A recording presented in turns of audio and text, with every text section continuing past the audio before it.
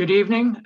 Calling this Public Traffic Safety Commission meeting of February 25th, 2021 to order. And we will begin with a flag salute by Commissioner Maddox. So we all please stand. All right, and I would ask that you please place your right hand over your heart and join me in saying, I pledge allegiance to the flag of the United States of America and to the republic for which it stands, one nation, under God, with liberty and justice for all. Liberty and justice for all. Thank you, David. Tammy, we'll have a roll call now. Commissioner Carter, Here. Hagel, Here. Maddox, Here. Richardson, Here. and Sullivan. Here. Thank you. Okay, Tammy, do you want to read the special teleconferencing order? Okay, as a reminder, this meeting is being conducted utilizing teleconferencing and electronic means consistent with State of California Executive Order N2920 dated March 17th, 2020, regarding the COVID-19 pandemic. As such, any public comments that were accepted electronically via email or by mail will be read into the record. Details associated with viewing the meeting, ADA accommodations, and submitting public comments were available on the agenda and on the city's social media platforms. And the city has not received any public comments. So there's no public comments tonight. Okay. So let's go on to the consent calendar, and I understand that the consent calendar has some changes that Tammy will read. Okay. On the consent calendar, the corrections were to the minutes. They should have been noted as minutes of 12:10, not 1:28. Item number 2 on the minutes, there were 2 separate votes for the item, not one, which will be noted on the corrected minutes. Item number 4, under business, it was not received and filed. There was a vote, which will be noted in the new minutes. And also on the division reports on item number 6, there were no traffic engineer reports provided at that meeting, so they have that has been removed. And we will get new minutes signed from Commissioner Sullivan, sorry. How quick, see, I'm gone one meeting, how quick we forget. Okay, thank you, Tammy. So we should have a roll. Do I have a motion on the minutes as corrected? I'll move the consent calendar is corrected. Sullivan moves. Do we have a second? Second. We have Richardson seconding. Can we have a roll call vote? Commissioner Carter, Aye. Hagel, Aye. Maddox, Aye.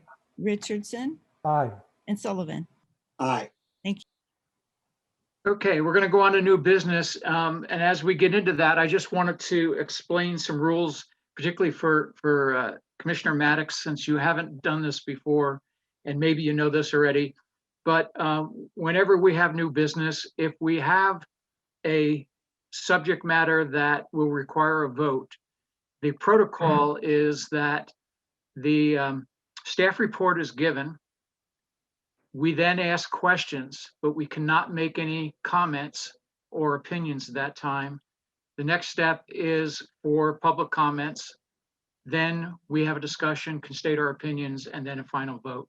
So that's probably a good reminder for all of us, because sometimes in the heat of things we forget and we get ahead of ourselves, and that's not the appropriate way to do it. So let's go to the first business item, which is the budget engagement session.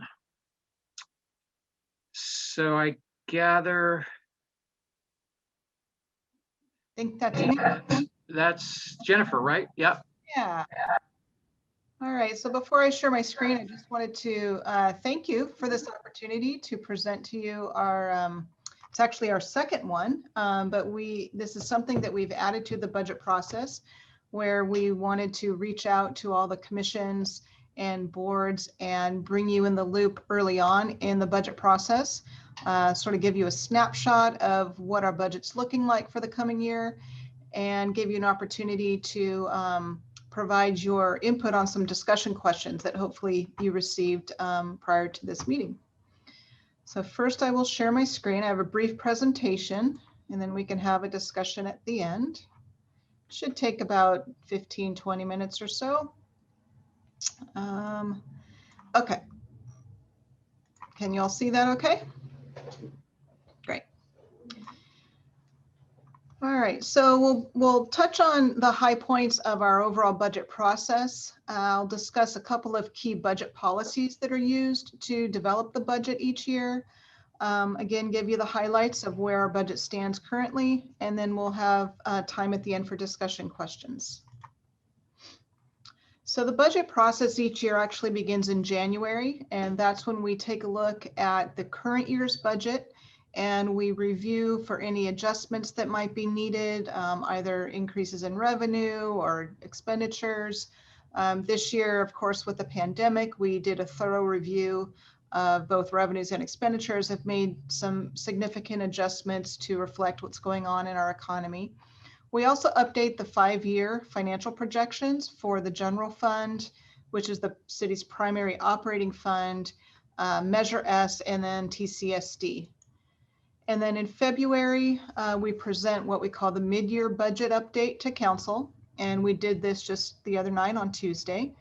And we also kick off the next fiscal year's budget and CIP program, which we did, I think last week or the week before. And then, as I said, new to our budget process this year, we're doing these budget engagement sessions with the boards and commissions. We did the Planning Commission last week, and then we do the other commissions the first week of March. So you are our second one that we've done here. And then throughout the months of March and April, that's when staff is working hard to develop their recommendations and their requests to the city manager, who reviews that and then puts together what we call the proposed annual budget and CIP. And then that's what's presented to the council at their budget workshop in May. And then any changes that the council requests from that budget workshop is incorporated into what we call the final budget.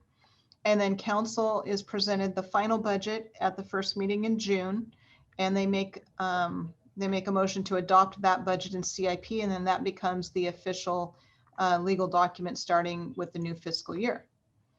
And then, of course, year-round, finance staff performs ongoing analysis of revenues and expenditures. We look at how they're doing compared to the budget and make any necessary adjustments as need be. So there's several different tools or places that provide information to develop the budget priorities. The first one we look at really is any carryover from the prior year. So if we've started a project or program in a prior year, we want to make sure that the funding is there to complete those projects. So the prior year carryover takes priority. And then we also get feedback from community satisfaction surveys. And I know the city manager's office is in the process of doing another community survey.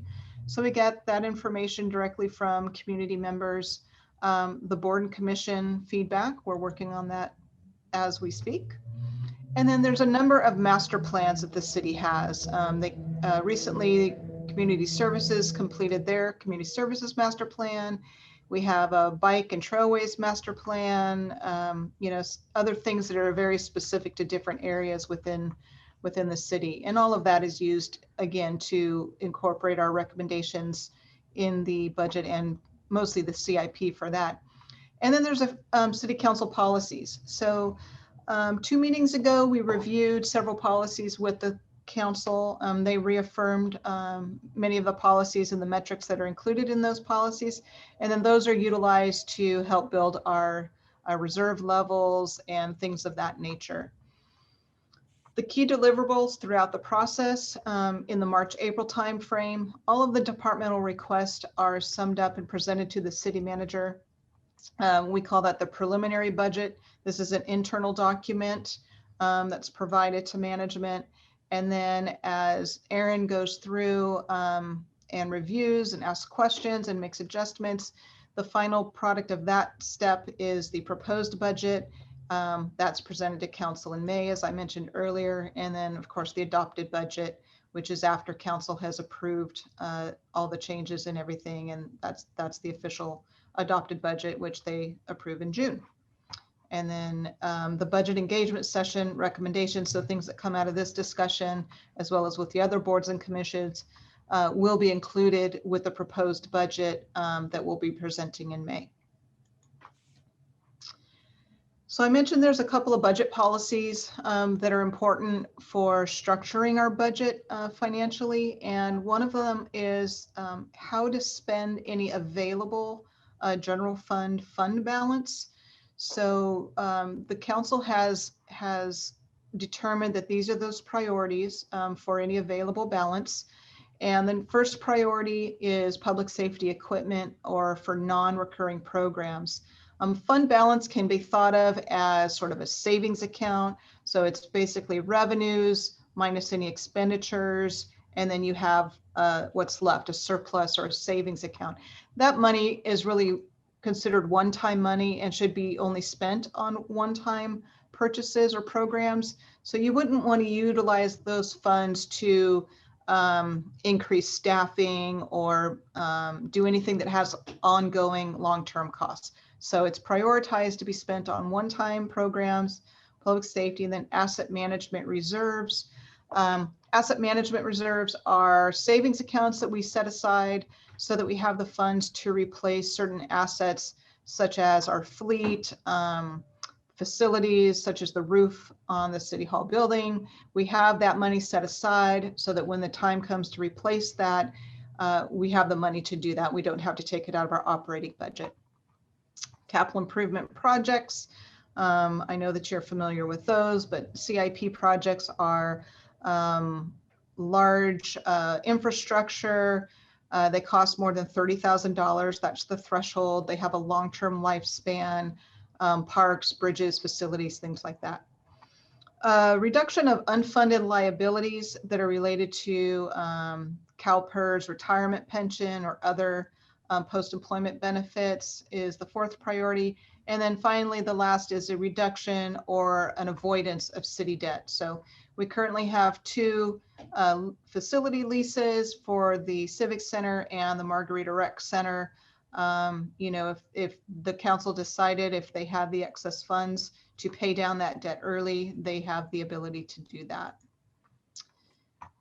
The other policy that shows some that we have to take into consideration is for Measure S. So Measure S is a 1-cent sales tax that was voted on by Temecula voters back in 2016. It became effective in April of 2017. And at that time, the council put together these appropriation guidelines to help prioritize Measure S so that it was spent in accordance with the ballot language that the Temecula voters approved back in 2016. So the first priority, public safety. Second is asset management. Again, those savings accounts to replace future assets. The third priority is capital improvement projects. And then finally, it's to support general services, or predominantly what we use that category for is to support community services. And you can see here over on the right, the chart shows the different sections of how that money is being appropriated currently. And this is as of the other night. So when we presented this to council, this is the latest and greatest number, 36.8 million is our budget for 2021, half of which is going to CIP projects. And then the other half is spent according to the chart. And then as time goes on and the costs for public safety or community services increases, the amount available for capital projects will diminish over time. This is just a quick snapshot of the general fund revenue and expenditures. The key takeaway from this chart is that revenues, which are indicated by the black line, are exceeding the blue bars, which are expenditures, indicating that the general fund is structurally balanced over the next 5 years. Revenues are exceeding expenditures, which is where we want to be.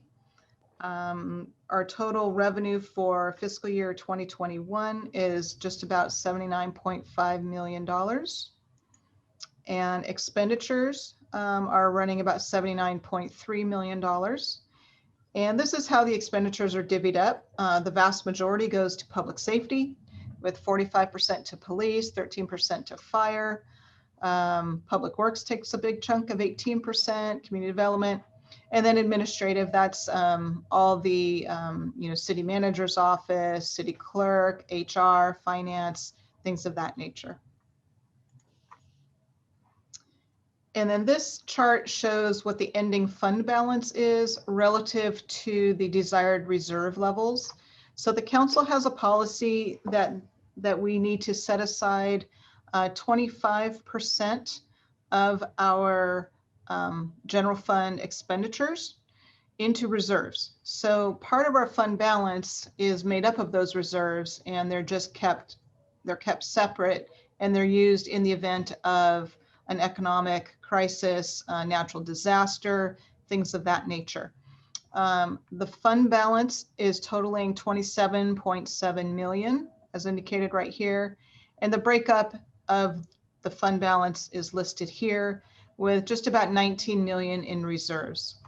As you can see, the desired reserve, as shown by the yellow diamonds, are met throughout the 5-year forecast, which again is a very enviable place to be, that we have the resources to provide the services that we do and also meet our desired reserves. This next chart, or this next slide, summarizes our capital improvement program. And this was what was adopted back in June. We have an extremely healthy, robust CIP program with over 84, just about 84 projects, $623.5 million. But more importantly of that, we have over $514 million, so $500 million funded.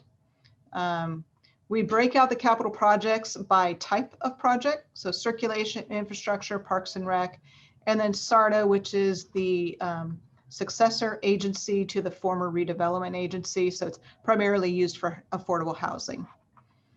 And then these are the major projects within each section. I won't go through all of them, but I'm sure that you're familiar with most of these. The French Valley Parkway, Phase 3.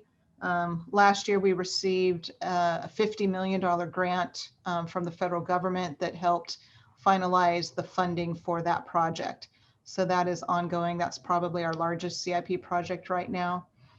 We have Nicholas Road extension improvements, pavement rehab.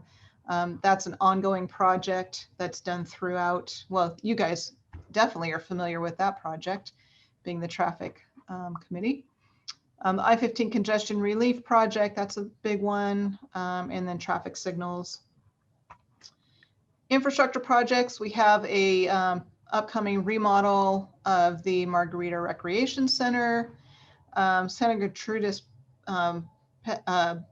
bike ped trail, I can't say that in the right order, pedestrian bicycle trail, a renovation of the CRC, a fiber optic system upgrade, and then some of the parks and rec projects, building more shade structures and converting the kiddie pool to a splash pad over at the CRC. And that's projected at 1.1 million. Community Services Master Plan, that's now complete, but that was a $276,000 project. Upgrading the control system at the splash pad at Eagle Soar. And then this is also an ongoing program that we fund every year, where we upgrade and enhance playgrounds. And just looking at this list, just within the last month or so, we've reopened Stephen Lennon and Sam Hicks Park with new playground structures there. So very active program that one is. And then for SARTA, we have 2 affordable housing projects that are identified. And then we have a third project that's just a placeholder I didn't list here, but the Las Haciendas affordable housing project, a little over 10 million. And then Vine Creek, little under 3 million. So that sums up our CIP. And It's time now for the discussion questions. So I will read them and then we can do the discussion however you please, chairperson, but we can also just go commissioner by commissioner, however you'd like to do this. But the first question is, as a public traffic safety commissioner, do you feel that the city's investment of financial resources is in line with the community's priorities? And then if so, which programs or projects do you feel are most beneficial to the community? And then if not, how could the city better align its spending with what you see are the community priorities? So with that, I will stop sharing my screen so we can Okay. have. First, So, are there go ahead. Are there Sorry. questions on the presentation itself? Anyone have any questions on the presentation itself? Great. Okay, why don't we start with Commissioner Carter for input into answering those questions. Yeah, sorry about it, not having the video. I don't know what's going on this end. But as far as the things that I think help the community the most are what we do as far as the neighborhood speeding issues, as JR would say, the road diets, and just doing that to a lot of the communities. I think what's important is that we continue to get that feedback to make sure that we're staying on top of it, because some people don't participate in the voting of it. And then once it's there, they turn around and now they're all interested. So we need to really provide that feedback and get that from them. And because I can't see the other follow-up question, there's just a number of things, the schools, all of the things that we've been involved in lately and over the past few years have been very helpful for the community. So as long as we're kept informed and heard, and this is the first time on a budget thing, which is nice to hear, it'll be just interesting to see how it flows out. Great. Thank you. Okie doke. Commissioner Richardson. Yeah, great presentation. And to echo Skip, it's great to see this for the first time. I was happy to see that the budget #1 priority and the Measure S #1 priority is public safety. I think that is appropriate to answer the specific question. Are we doing the things, it's great to come to the Traffic and Safety Commission and show us safety as #1 and ask if we agree. The answer is going to be 5 yeses, I think.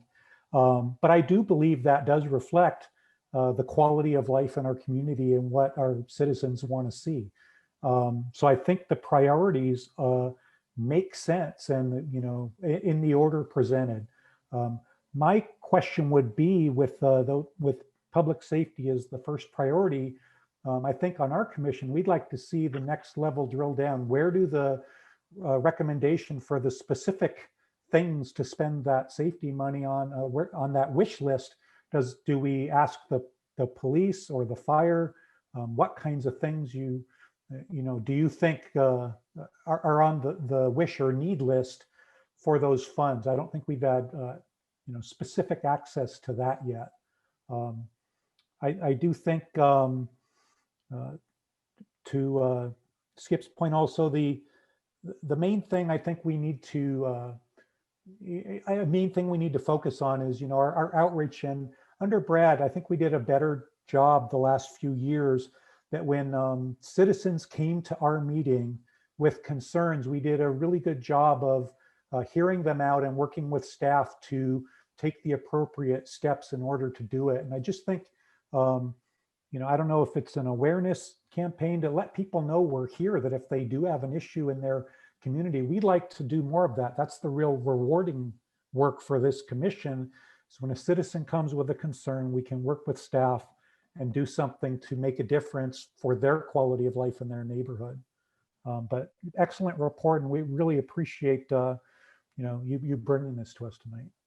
Thank you. Thank you, JR. Commissioner Maddox. Yeah, I'm agreeing with everything I'm hearing so far, and I want to thank you for getting the conversation started early and involving us.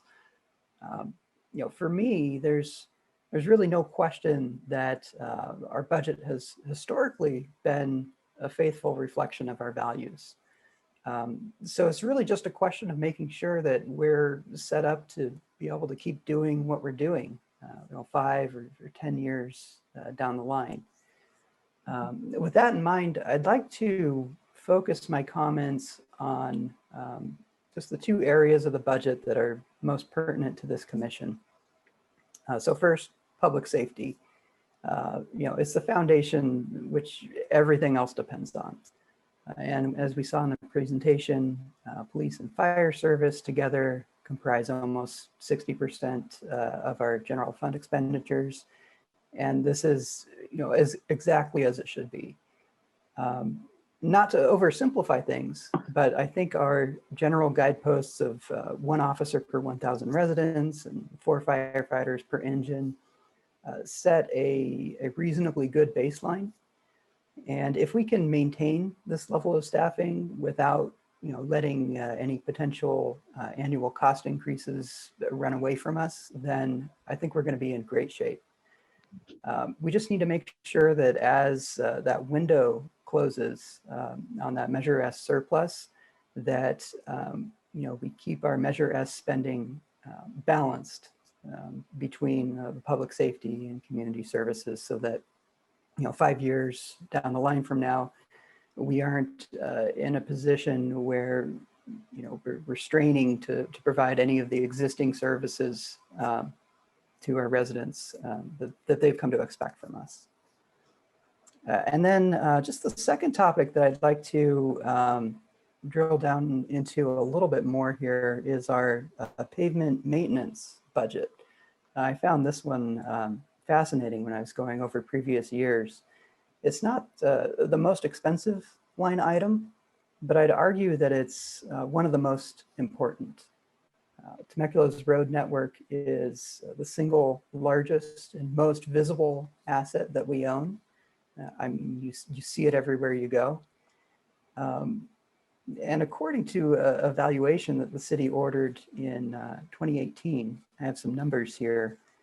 Apparently we own more than 325 centerline miles of road, 5.5 million square yards of pavement. That was amazing to me.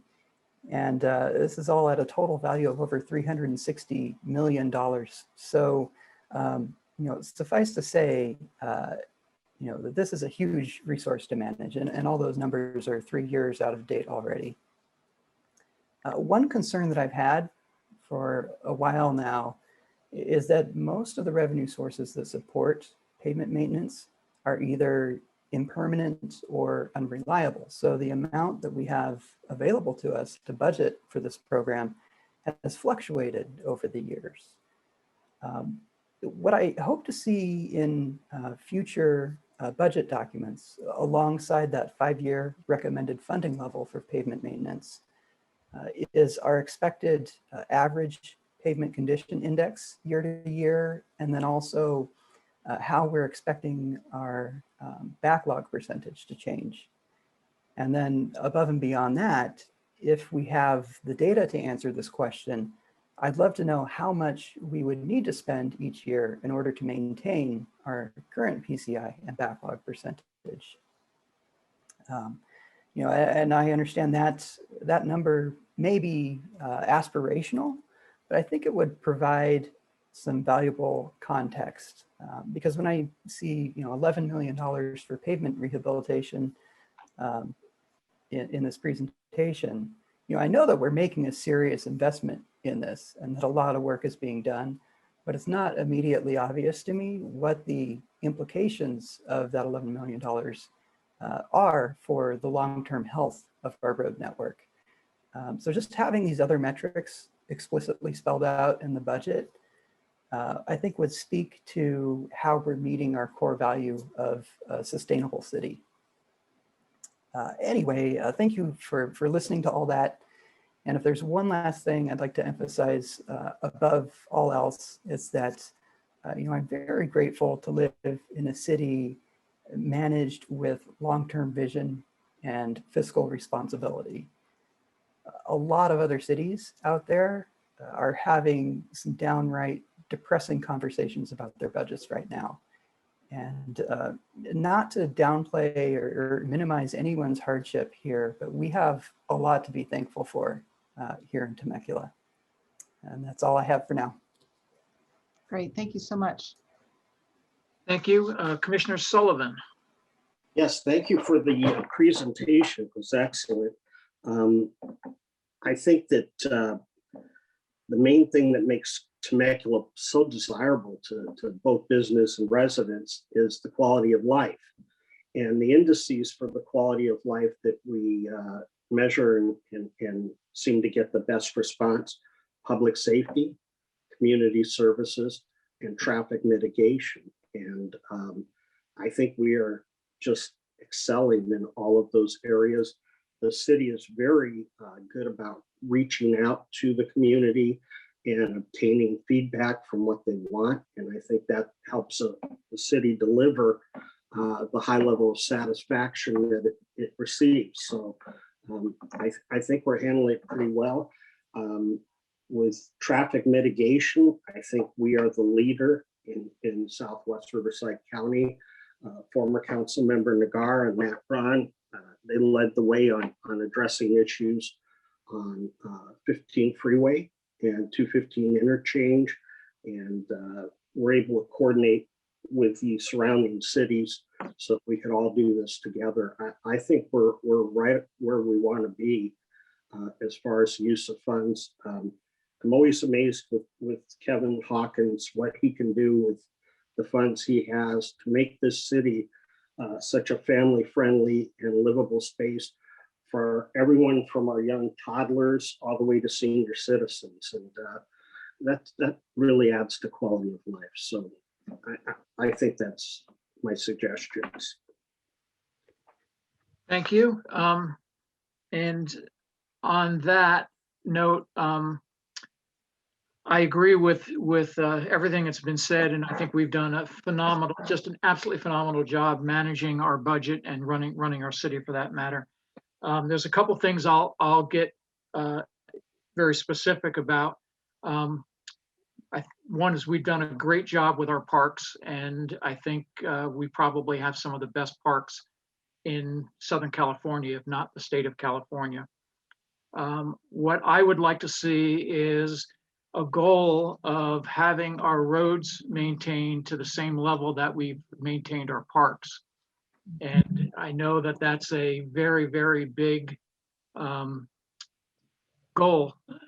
It's certainly not easy to do. And I think, Pat, if I'm correct about this, I think it was 2019 or maybe 2018, we hired a company to do a analysis of our whole complete roadway system and the condition that it was in. And that actually led to the prioritization of what work was going to be done on what roads. And I would love to see, an update on that, of where we stand on that, present it, sometime in the next couple of meetings. But there is some there are some roads that are beginning to really take a beating. And if we look at Inez Road north of Winchester and Margarita Road north of Winchester, particularly as you get somewhere around the traffic signals, the roads are pretty beat up and in pretty bad shape. Matter of fact, to the point where I think if someone was traveling at a fairly high rate of speed, which you usually can't do, but you can do at night, you could hit some bumps and go off that road. But they're really beat up there.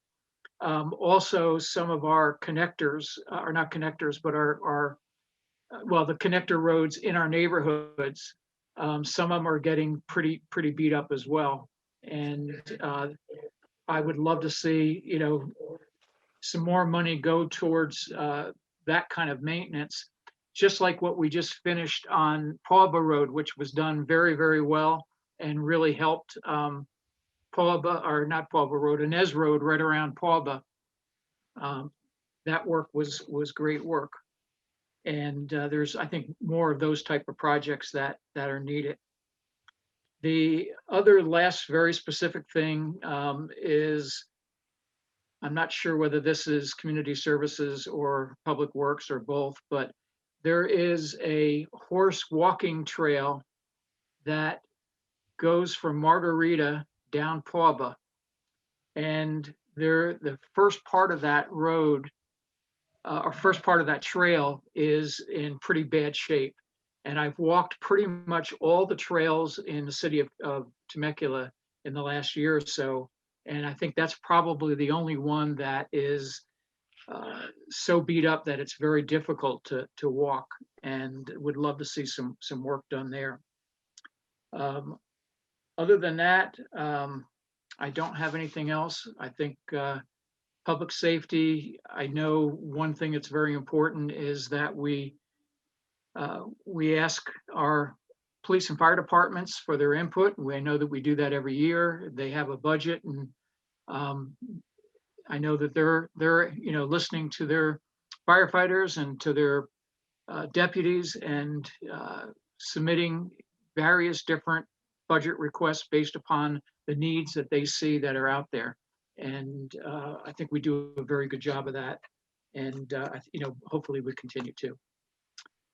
On that,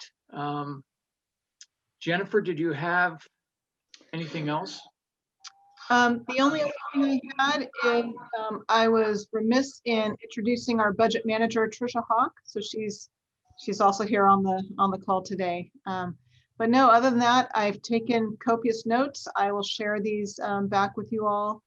Make sure I characterize your comments accurately. And just want to, again, thank you for your time and thank you for your input. This has really been helpful throughout our process. So. Chair Hagel, if I could maybe make a couple of comments and respond to yours and Commissioner Maddox's questions about the pavement management program. As you both mentioned, we did an update to that program. It's about 3 years ago now, and restudied the index, the condition of all the roads throughout the city, and established priorities. And part of that study was to give us an estimate of the cost of maintaining all of the roads to a certain standard. And the standard that was recommended is, and this is a technical term, but the pavement condition index, or PCI, that's used to rate the roads. The recommendation that we got was to maintain all the roads as best as possible up to a PCI of 68. So that's the number that we're planning to try to maintain. And in order to do that, the study indicated that it would cost approximately $7 to $8 million a year in work to be able to maintain that standard.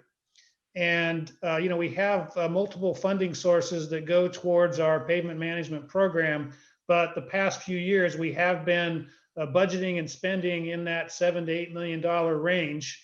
So we believe that we are keeping up with that program at this point.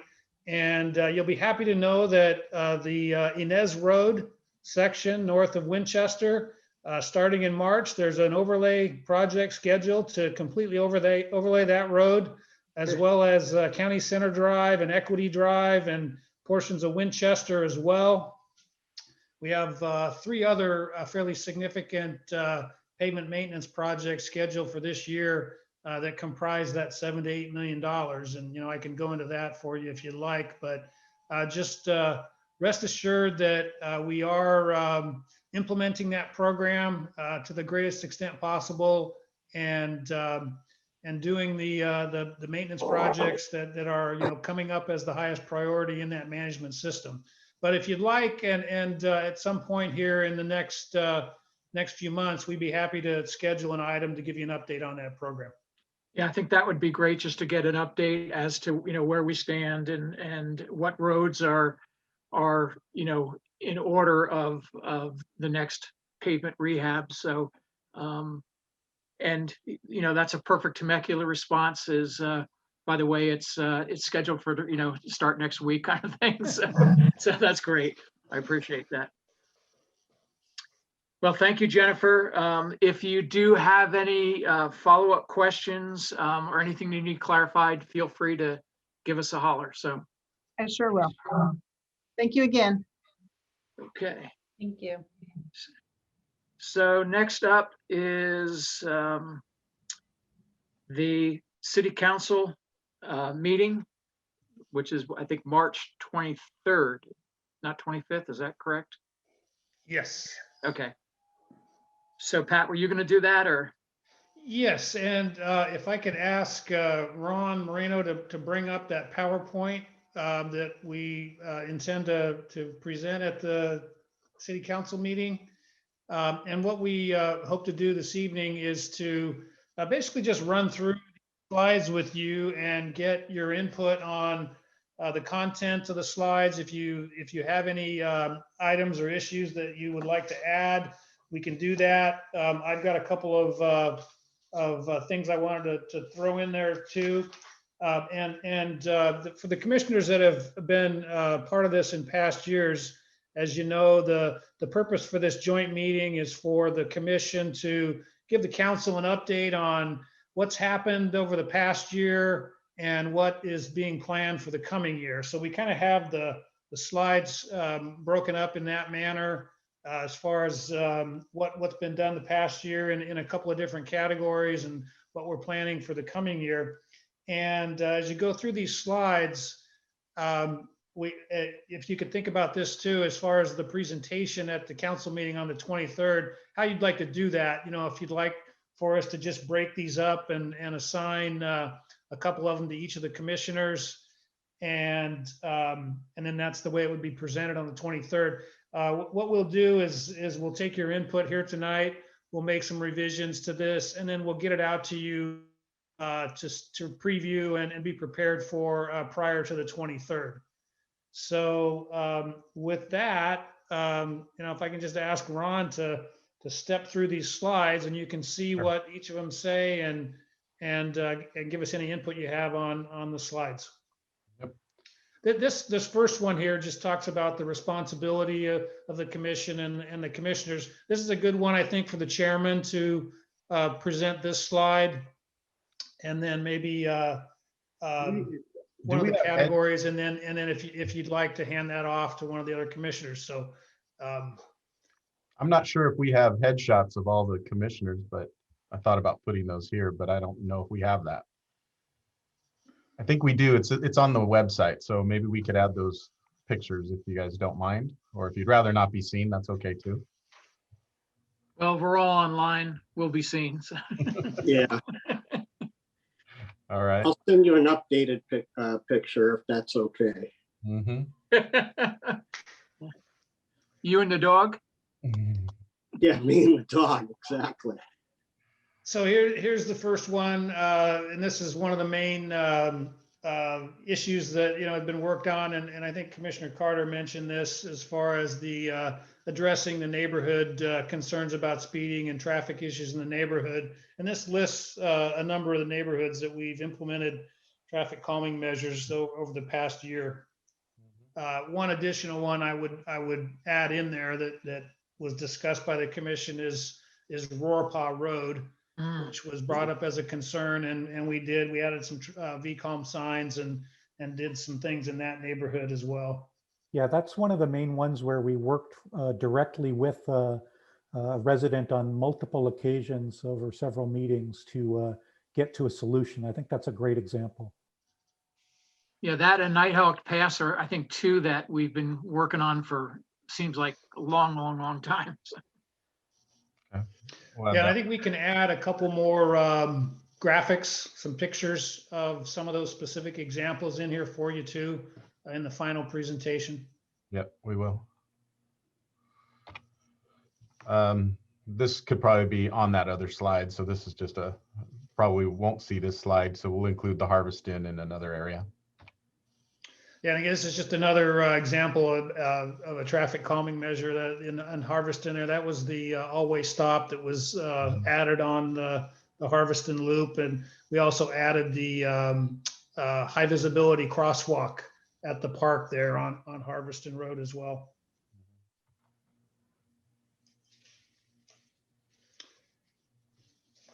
So that might be one category that you want to have one of the commissioners present. And then this next category is traffic control devices or traffic signals and signage. And one of the main projects that has been worked on over the years, and we're actually just about ready to go out to bid on it now, is this HSIP Cycle 7 project.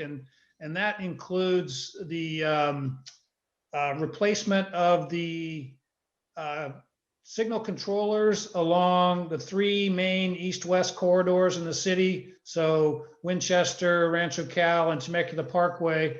And so it includes replacing the controllers, adding additional surveillance cameras on about 15 of the intersections on those corridors, and then implementing new coordinated timing plans for those 3 corridors.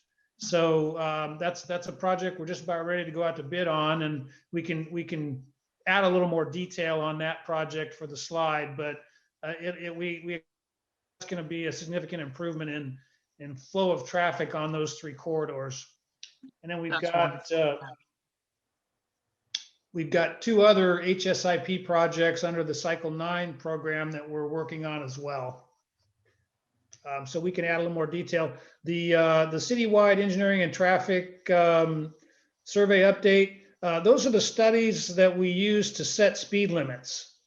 And as you've seen in the past, we typically do a number of those studies or surveys each year, and then have kind of a package of any speed limit changes that are being proposed that would come to both the commission and the council. So that's something we're just now starting to work on for this year. But I don't think we did that in 2020, but I know we did that in 2019 and had a whole package of speed limit changes that were proposed. And of course, another major area of interest for this commission and the council. A question on this slide, actually, if it's okay to ask now. Sure, go ahead. Have we heard back on any of our Cycle 10 projects, or are we expecting to hear back soon? I've been refreshing the CTC They have website. not announced the awarding of that program yet. We're still hopeful that we'll be awarded. And we, if you weren't aware, we submitted 2 projects for that cycle. One is to replace the controllers and add pedestrian countdown timers on about 55 intersections, which will, along with the Cycle 7 project, will get us to having the new technology controllers at all of our intersections. So we're real hopeful for that one. And then we also applied for partial funding to install another roundabout at De Portola and Jedediah Smith. And we're hopeful to receive the funding for that. And then we'd be working with some proposed developers along the corridor there to implement that roundabout. But we haven't heard yet, and we expect to hear on that fairly soon. Great, excellent, thank you.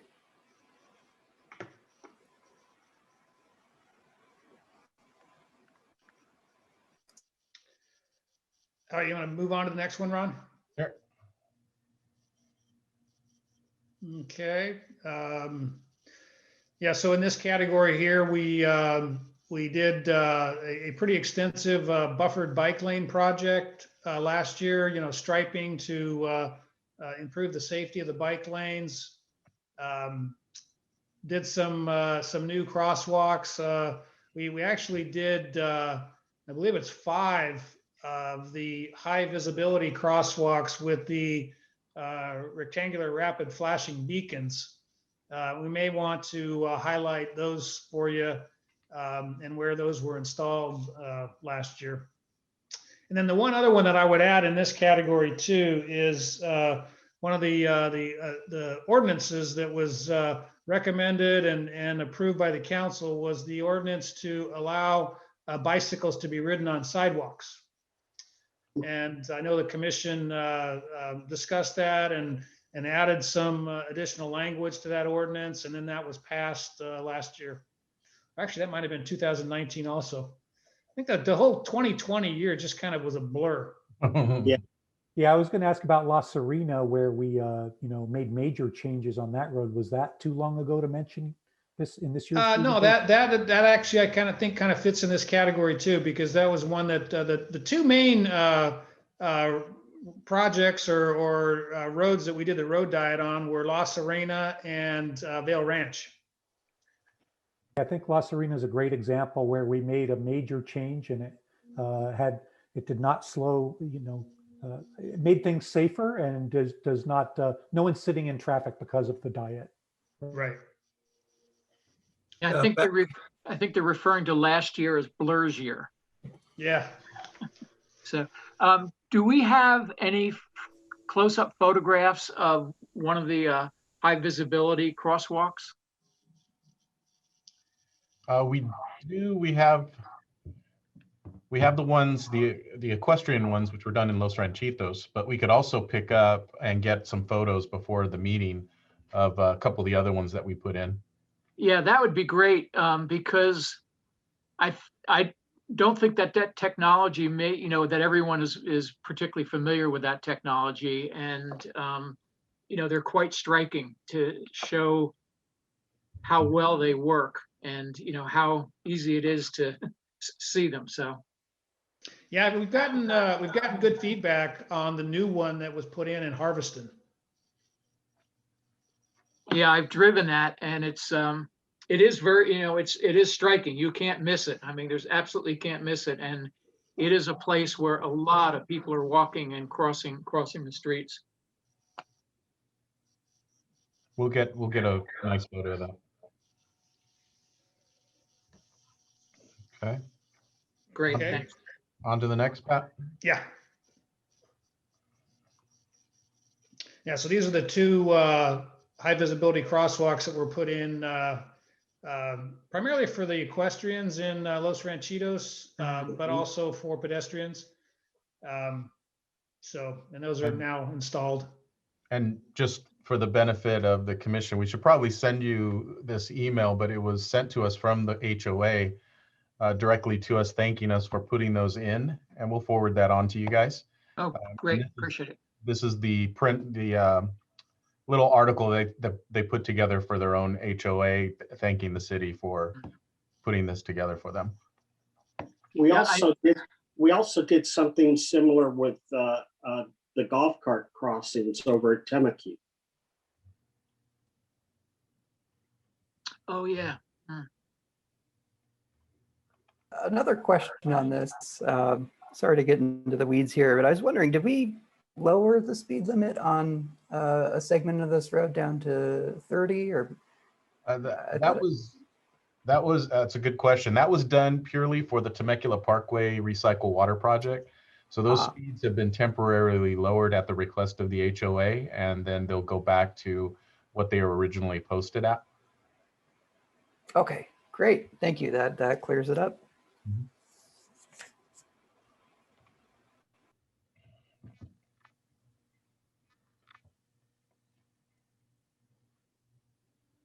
This is just some of the other major programs and activities that have been discussed by the commission. One other one that I would add to this list, and even though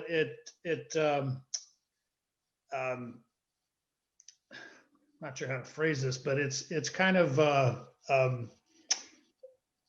more academic than anything else, but the standard for how development projects are evaluated in CEQA was changed last year.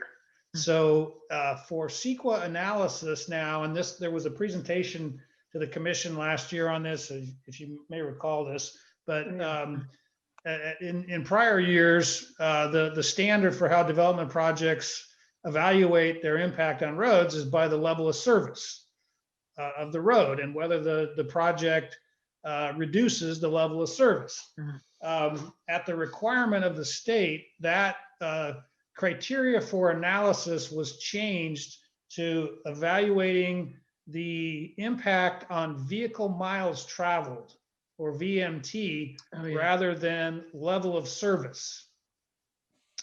And so, now basically, rather than studying, and in our case, we're actually doing both now. We're still studying, we're still requiring development projects study the impact on the level of service, but to satisfy the new state requirement, they must also analyze their impact on the number of vehicle miles traveled, being created by any given development project. So that standard was adopted and is now in place. And so all future development projects, you'll see when they come forward, part of the analysis to satisfy CEQA is they must evaluate their impact on the number of vehicle miles traveled. Pat, is there a standard for walking traffic that a new development would impact? Well, not really. It isn't something that's typically analyzed. However, if a project generates more vehicle miles traveled than allowed, they have to mitigate that impact. And one of the ways that they mitigate that impact is by creating more opportunities for pedestrian and bicycle travel. So the mitigation measures for projects in the future are potentially going to include funding for bike trails and pedestrian trails and that kind of thing. There's really kind of two ways of reducing impact on VMTs. You think about it, it's reducing the number of miles driven by people in cumulative. And how you do that is you encourage ride sharing, you implement and encourage transit, and you implement and encourage bicycle and pedestrian use. And so in order to mitigate those impacts, there's certain things that projects are required to do. Among those will be bicycle and implementing bicycle and pedestrian facilities.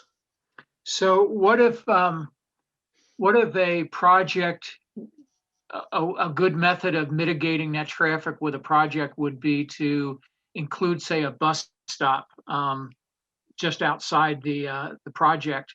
How would they go about that? Because that wouldn't be something that the city is responsible for. That would be something the county is responsible for, aren't they? Well, RTA, transit agency, runs the bus service. However, in order to encourage use of the transit service, it could be that a development project is required to pay for a bus shelter or something that makes the transit service run better, or encourages people to use the transit service more often. This whole program is brand spanking new, and the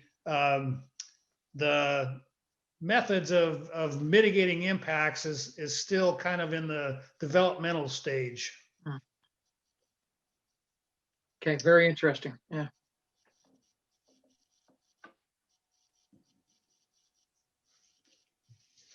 So I was going to suggest just on that slide, Ron, adding, adopting VM analysis guidelines. Okay, we'll add it.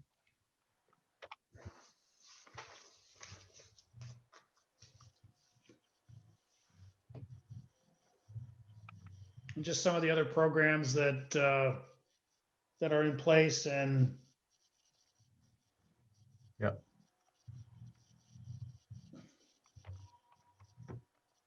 So now here's what we're planning to work on in the future. We already talked about VMT. So I was thinking that was in the past, but I guess it's in the future as well. Yeah. Just because the guidelines are still being adopted, but we can include it as the commission already have, looked at it, in presentation form.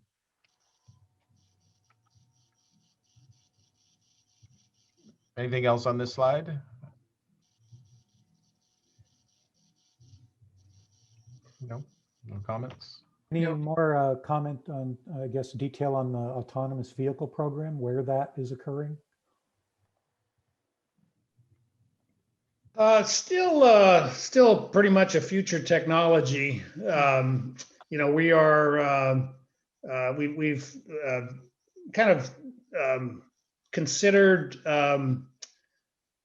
and how the autonomous vehicle programs eventually, become in use, potentially is allowing vehicles to communicate with traffic signals in order to facilitate the coordination of the traffic signals. And that would be a one-way communication. It wouldn't be the vehicles, changing the timing, but it would be allowing the vehicles to read the timing and be able to adjust their speeds to coordination, something along those lines. So we've kind of taken that into consideration in the equipment that we're using. So these new traffic signal control do have the capability to be used in those vehicle to infrastructure communication systems.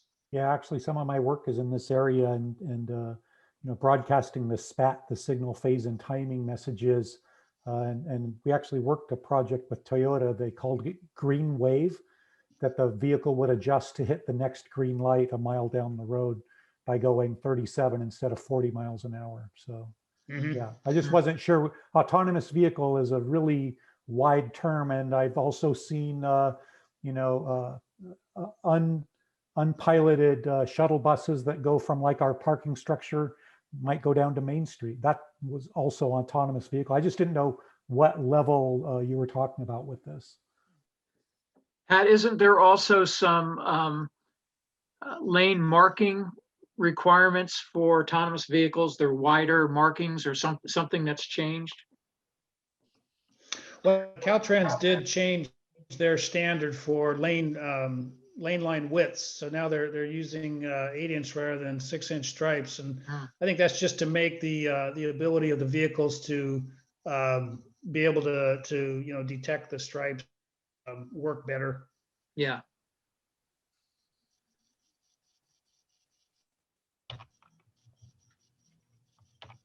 That was it. One more question on, oh, sorry.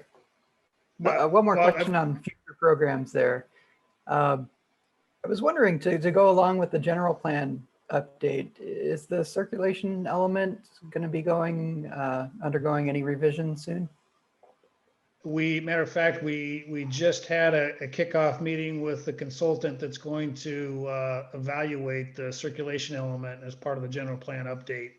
And they'll be doing a full reevaluation of the network and classification of the roads and amount of traffic that's being generated, and just check and see if our current circulation plan is adequate, or if there are any changes that need to be made.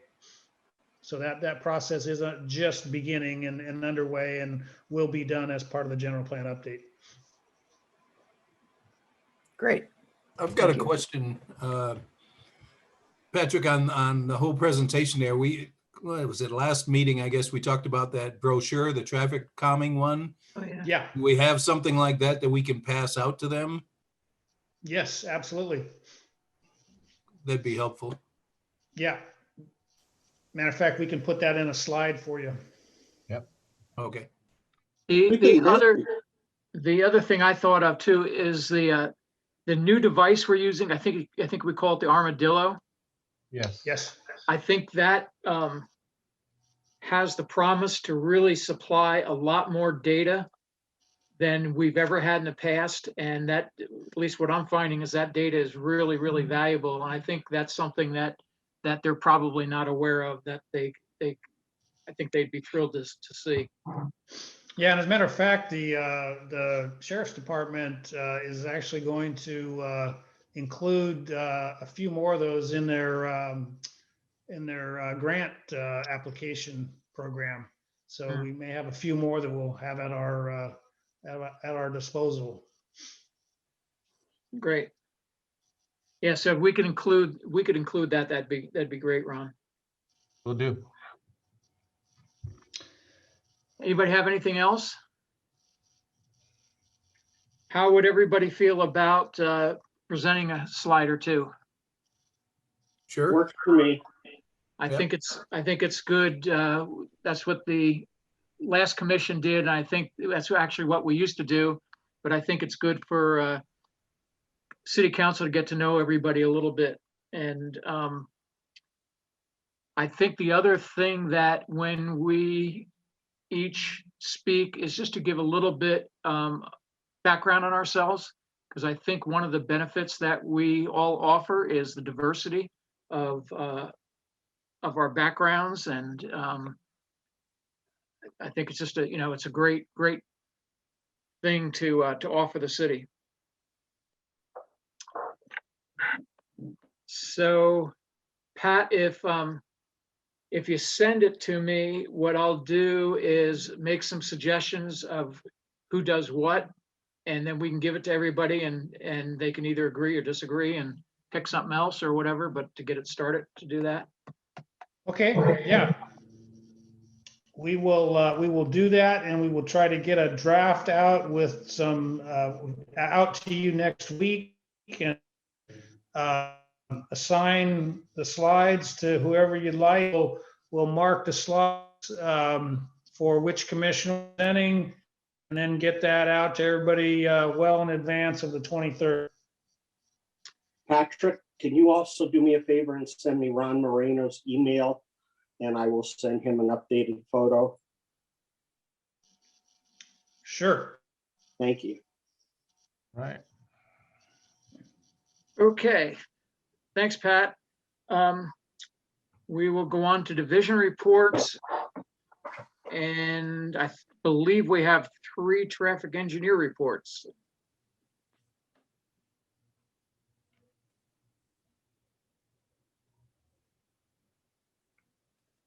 Yeah, for the commission, the documents that are attached to the agenda,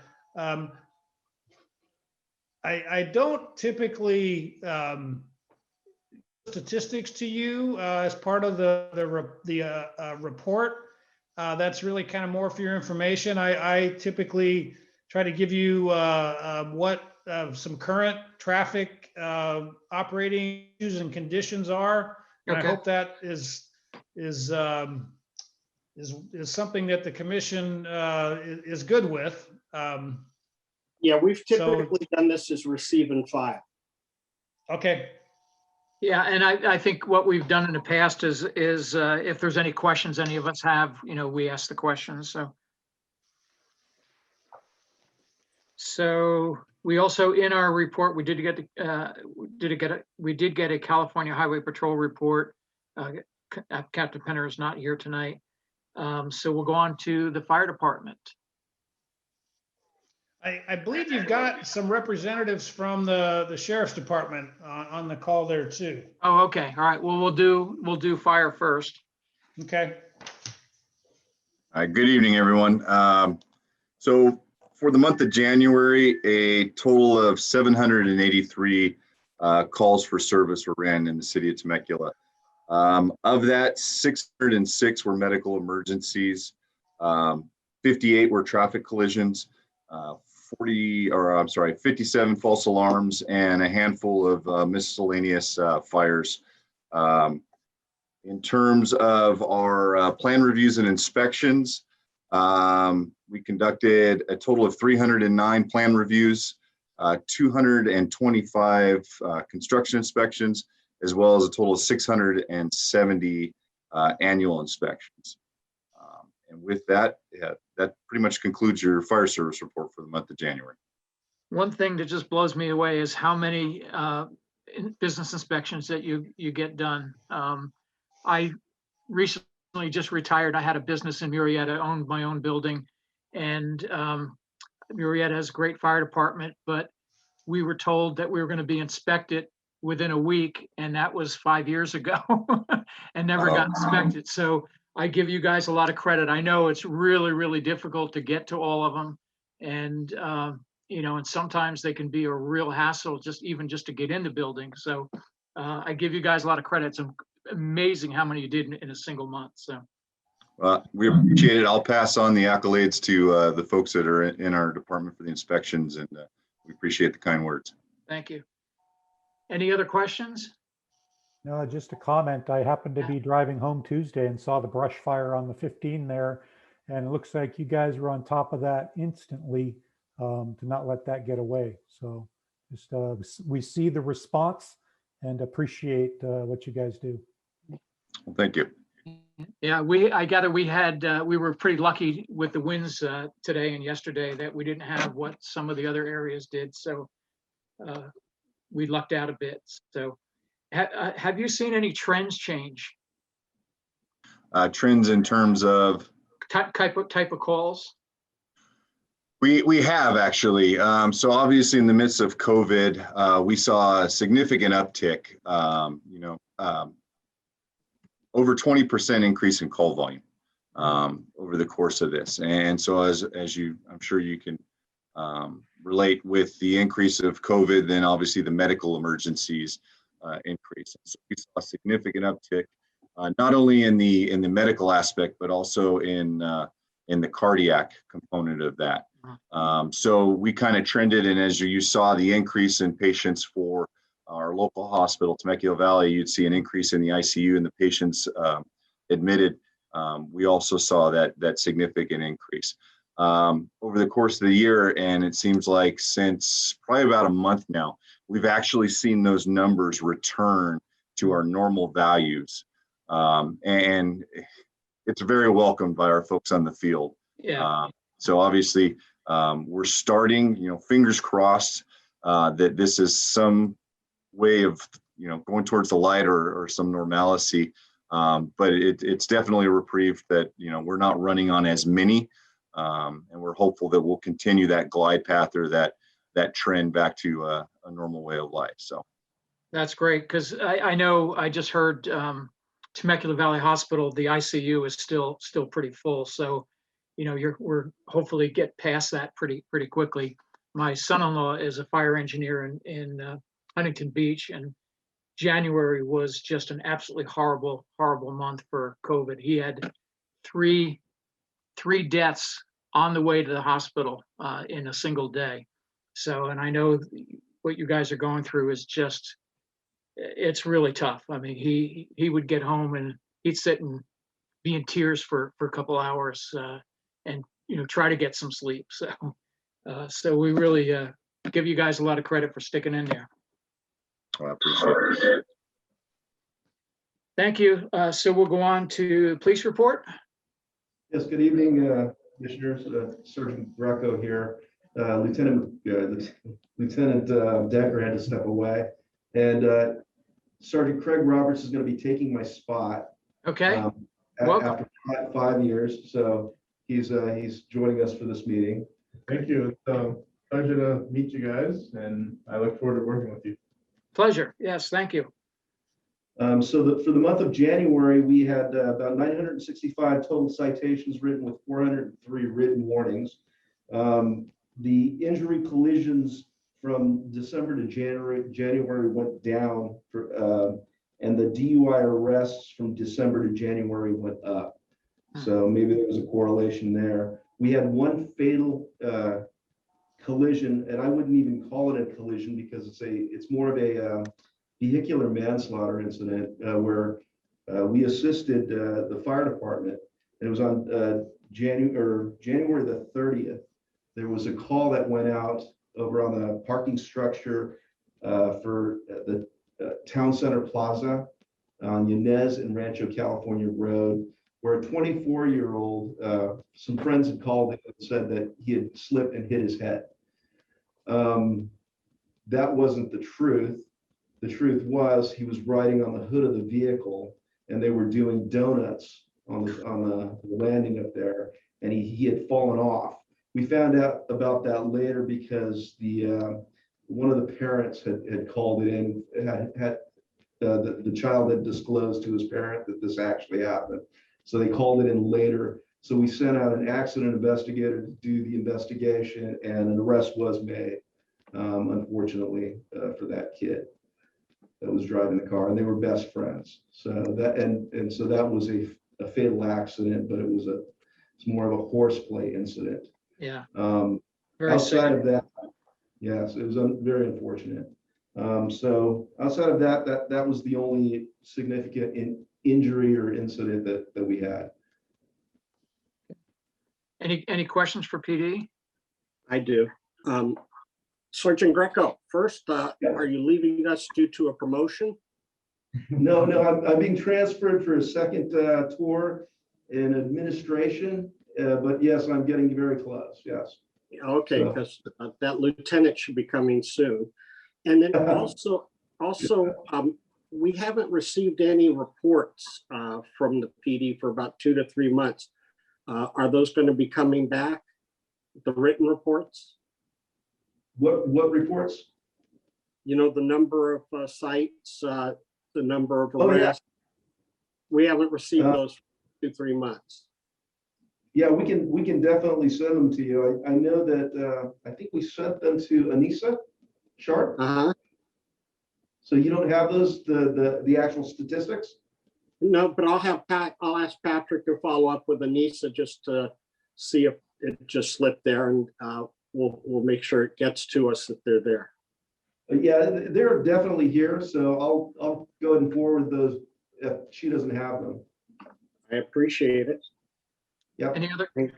And welcome to the group. I'm sorry, the new sergeant's name is? Sergeant Craig Roberts. Well, welcome aboard. Thank you. Any other questions or comments? Okay, I just had one question. Any change in trends that you're seeing in the city over the last several months? We're doing. Oh, are you talking about the traffic?